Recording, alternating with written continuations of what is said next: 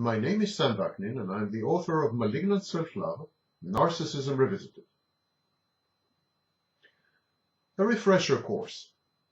Two narcissists of the same type, somatic, cerebral, classic, compensatory, inverted, etc. If they are of the same type, two narcissists cannot maintain stable, long-term, full-fledged, and functional relationship. To remind you, there are two types of narcissists: the somatic narcissist and the cerebral narcissist. The somatic type relies on his body and sexuality as sources of narcissistic supply. The cerebral narcissist uses his intellect, his intelligence, and his professional achievements to obtain the same. Narcissists are either predominantly cerebral or overwhelmingly somatic. In other words, they either generate the narcissistic supply by using their bodies or by flaunting their minds.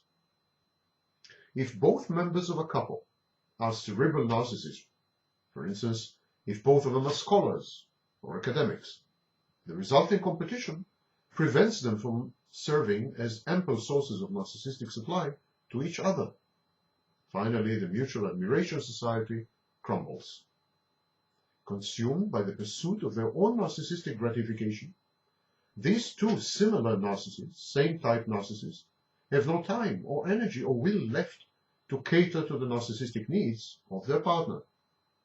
Moreover, the partner is perceived as a dangerous and vicious contender for a scarce resource of narcissistic supply. This, of course, is less true if the two narcissists work in totally unrelated academic or intellectual fields, but it still holds. What happens if the two narcissists are of different types? If one of them is cerebral and the other one is somatic?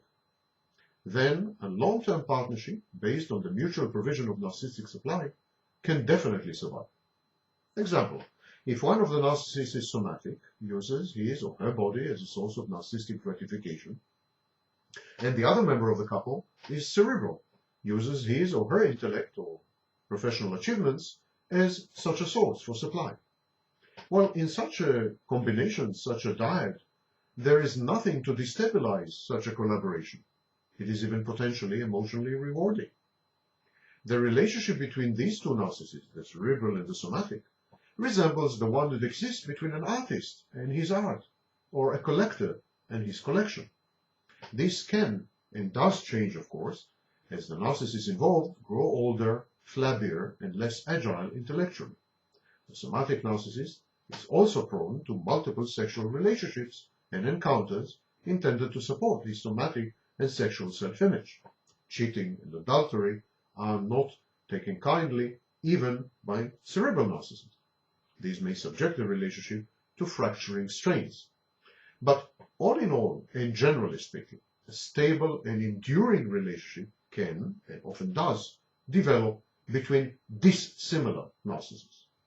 But this rule that opposites attract, cerebral-somatic, somatic-cerebral, this rule does not apply to a classic inverted narcissist pairing. Cerebral narcissists tend to pair with inverted cerebral narcissists. Inverted cerebral narcissists are the only ones who can appreciate the intellectual accomplishments of cerebral narcissists, and they appropriate them. The inverted narcissist appropriates the accomplishments of the classic cerebral narcissist as their own. So, in a couple where one of the members is cerebral narcissist and the other is an inverted cerebral narcissist, the cerebral narcissist generates fame, recognition, celebrity, and the inverted cerebral narcissist appreciates the accomplishment of the cerebral narcissist and appropriates these accomplishments, feeling that he had a contribution. Similarly, somatic narcissists tend to bond with their inverted somatic counterparties.